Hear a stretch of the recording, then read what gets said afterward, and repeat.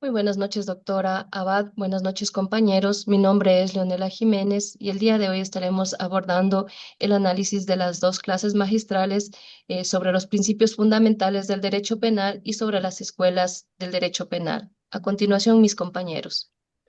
Buenas noches, doctora Abad. Buenas noches, compañeros. Mi nombre es Cristina Ambrosi. Muy buenas noches, doctora Abad, muy buenas noches, compañeras.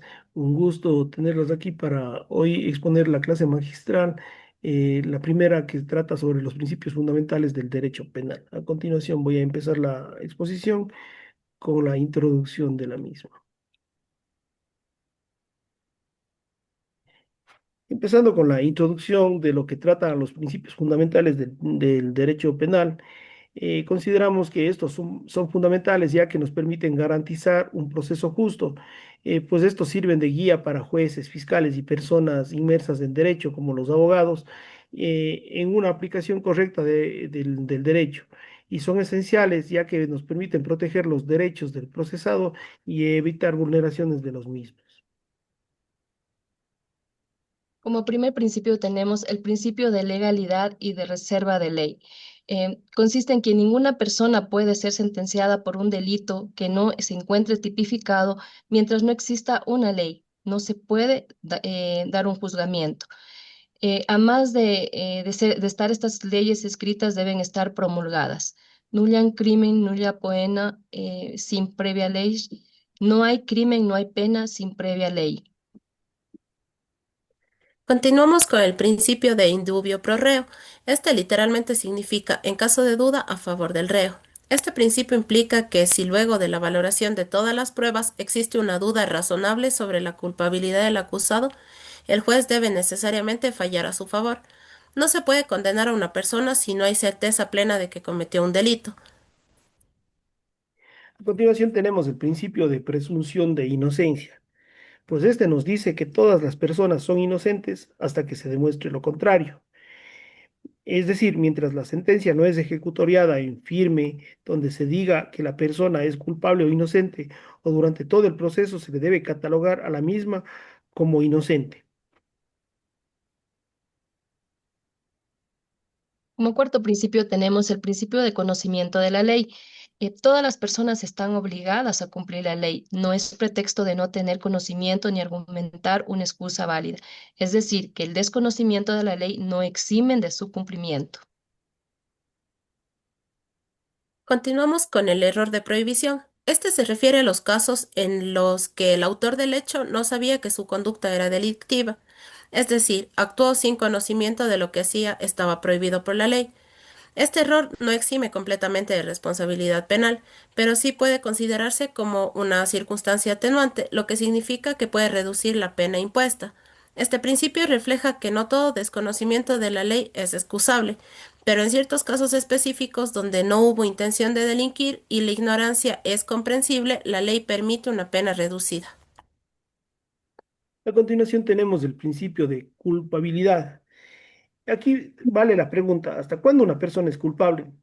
Y en el cual tenemos que analizar que toda persona es responsable cuando comete un delito con voluntad, en el cual tienen que aparecer dos elementos, el elemento volitivo y el elemento cognitivo. Es decir, la persona está consciente de lo que está haciendo. Principio de humanidad. Este se basa en la protección de los derechos de las personas para que no sean vulnerados, es decir, que para prevenir contra la tortura y otros tratos o penas crueles, inhumanos y degradantes. Este principio consiste en que se debe tener una pena justa y proporcional a lo cometido, a favor de la persona, pro humanidad. El siguiente es el principio de proporcionalidad. Este principio establece sanciones. Nos dice que la sanción debe ser proporcional al delito cometido. Es decir, el juez no puede imponer una pena mayor a la que señala la ley. Por ejemplo, si el delito tiene una pena máxima de 20 años, no se puede imponer una pena de 25 años. También se aplica a sanciones económicas como las multas, que deben ser justas según la falta y la situación del acusado. El COIP determina las penas para cada delito y si el caso es especialmente grave, se puede aplicar el máximo permitido, pero jamás excederlo. Por último, tenemos el principio de subsidiariedad. Eh, Aquí se incluyen otras ramas del derecho, en donde el derecho penal debe ser la última instancia y debe ser subsidiario y limita el derecho penal. Básicamente es aplicar otras ramas del derecho y el derecho penal es la última instancia. En torno a la clase que hemos expuesto, yo quisiera hacer una retroalimentación del mismo haciéndole una pregunta a Cristina y no sé si me puede ayudar contestándome esta pregunta. ¿Se considera culpable la persona desde el inicio del proceso? Con mucho gusto le respondo, compañero. Yo pienso que no. Una persona no se considera culpable desde el inicio del proceso penal, ya que el sistema jurídico se basa en el principio de presunción de inocencia, que establece que toda persona debe ser tratada como inocente hasta que exista una sentencia condenatoria en firme. Este principio fue explicado claramente en la clase magistral y este es fundamental para garantizar un proceso justo. Además, también se aplica el principio de indubio pro reo, que significa que si hay duda razonable sobre la responsabilidad penal del acusado, siempre se debe fallar a su favor. En resumen, la culpabilidad no puede asumirse desde el inicio del proceso, porque hacerlo sería una vulneración a los derechos del procesado y una violación directa a los principios fundamentales del derecho.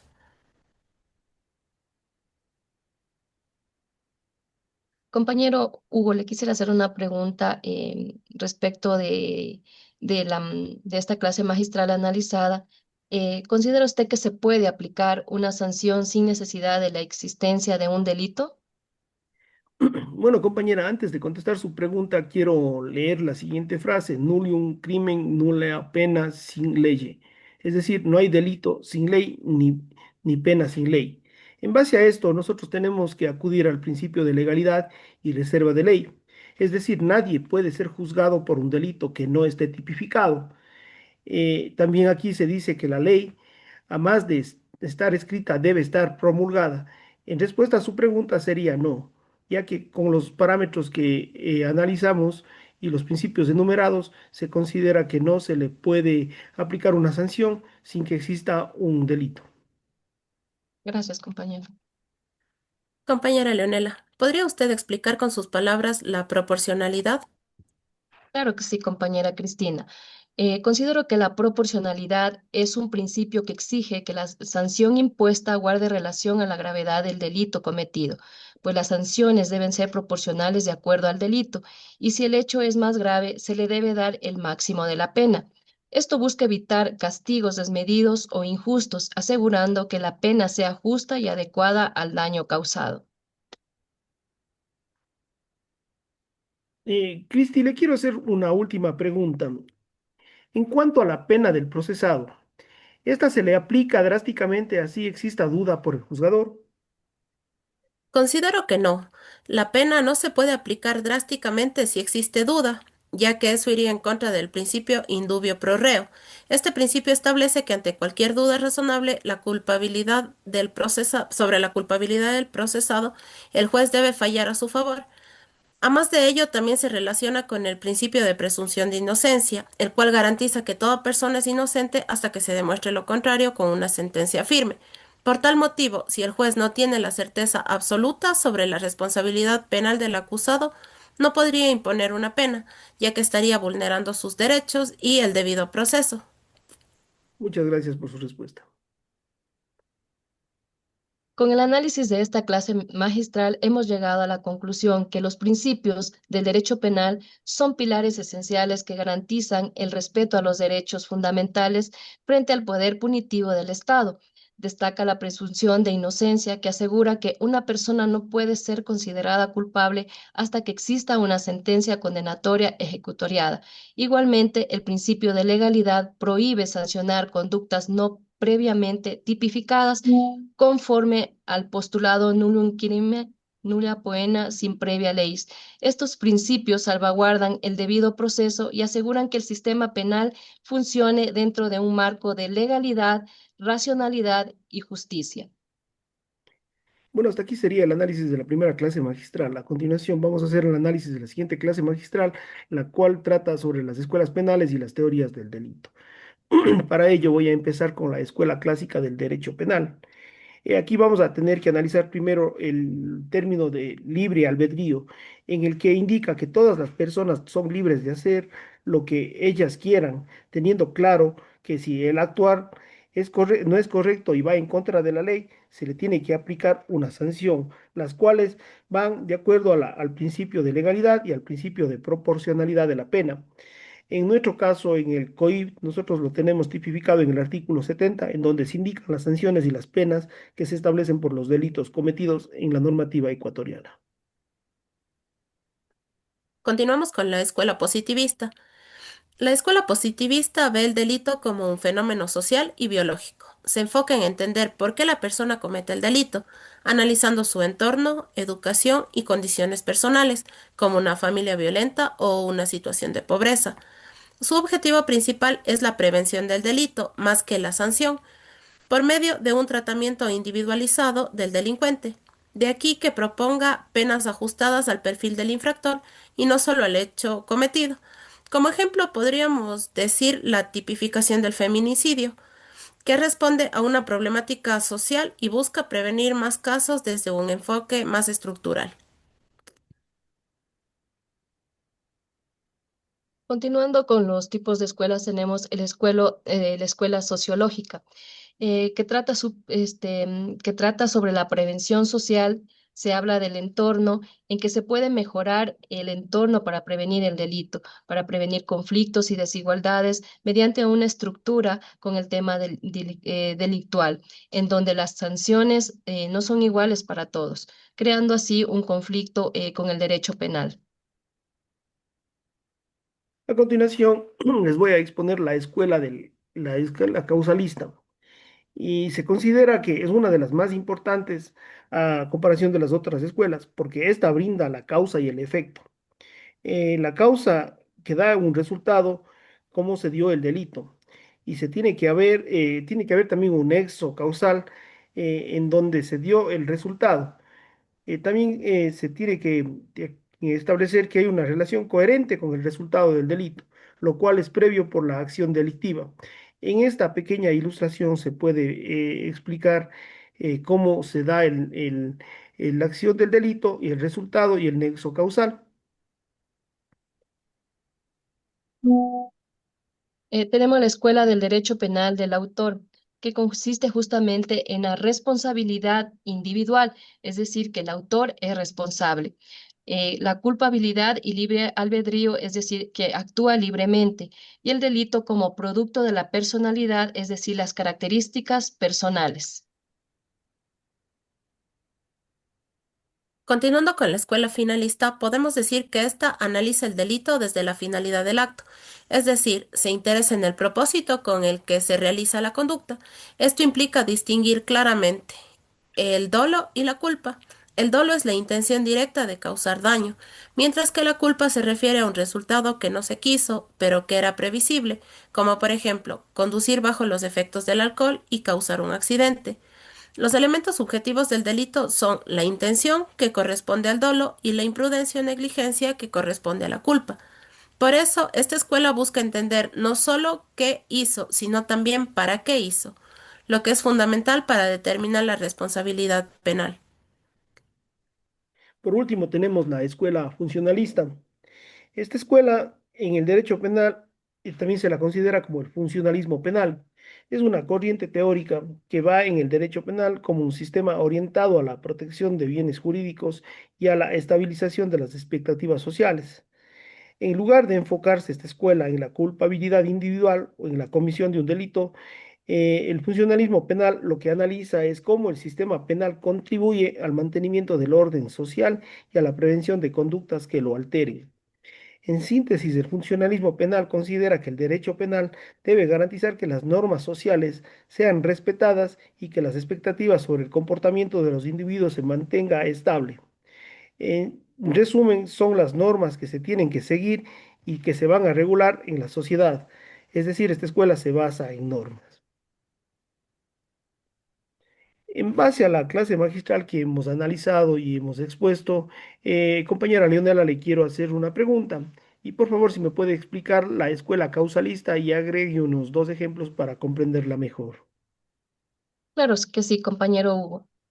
Considero que la escuela causalista se enfoca en analizar la relación entre la causa y el efecto del delito, es decir, busca identificar qué acción produjo el resultado delictivo, estableciendo un nexo causal directo entre el comportamiento del sujeto y el daño ocasionado. Esta escuela considera que debe existir acción delictiva coherente con el resultado para que haya responsabilidad penal. Como ejemplo, tendríamos que si una persona dispara un arma y como consecuencia muere la otra, la causa disparo genera el efecto muerte. Y otro ejemplo sería si alguien incendia una casa y eso provoca la muerte de un habitante, existe un nexo causal entre la acción incendio y el resultado homicidio. Muchas gracias, compañera Leonela. Compañera Cristina, le quisiera hacer una pregunta respecto de la clase magistral analizada. ¿La escuela finalista hace alusión al dolo y culpabilidad, sí o no, y por qué? Desde lo que hemos estudiado, yo pienso que sí. La escuela finalista sí hace alusión al dolo y la culpabilidad, porque son elementos claves para entender el delito. Esta escuela no solo analiza qué se hizo, sino para qué se hizo, es decir, la intención detrás del acto. El dolo es la intención consciente de causar daño, mientras que la culpa es cuando el daño no se quiso, pero sí pudo preverse por negligencia o imprudencia. Por eso la escuela se centra en estos elementos subjetivos para determinar la responsabilidad legal. Gracias, compañera. Compañero Hugo, ¿usted me podría responder o me podría explicar dos ejemplos de la escuela funcionalista, por favor? Claro que sí, Cristina, le voy a explicar. Básicamente, en la escuela funcionalista, nosotros, como vimos, trata de mantener un orden social y esta se basa en normas. En base a estos argumentos, el primer ejemplo que le voy a exponer es sobre la violencia intrafamiliar, en el cual se puede aplicar una medida cautelar como una orden de alejamiento. Esto con el fin de precautelar los bienes jurídicos como la vida o la integridad física de las personas. El único enfoque de esto, o lo que busca el derecho penal en este caso, es prevenir la repetición de estas conductas estructurales que afectan específicamente a grupos vulnerables. Esto sería el primer ejemplo. El siguiente ejemplo que les voy a compartir tiene que ver con los delitos de colusión o corrupción de funcionarios públicos. Sobre la corrupción, el derecho penal busca castigar al funcionario corrupto y devolver la confianza institucional, protegiendo un bien jurídico colectivo como la probidad administrativa y la fe pública. Para ser más enfático, la probidad administrativa, a lo que se refiere, es una conducta de unos funcionaria intachable con un desempeño honesto. Lo que busca es precautelar el bienestar colectivo sobre el bienestar particular.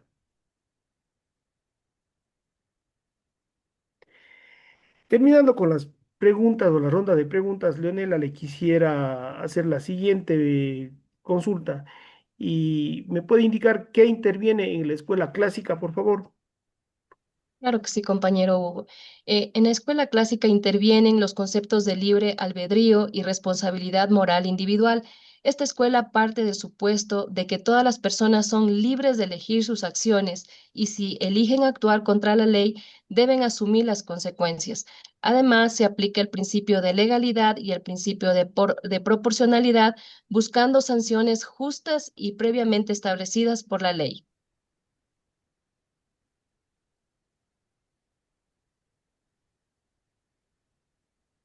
Muchas gracias, compañera Leonela.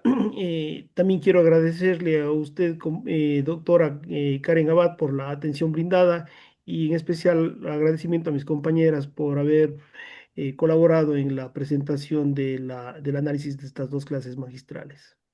Muchas gracias, compañeros. Muchas gracias, doctora Abad.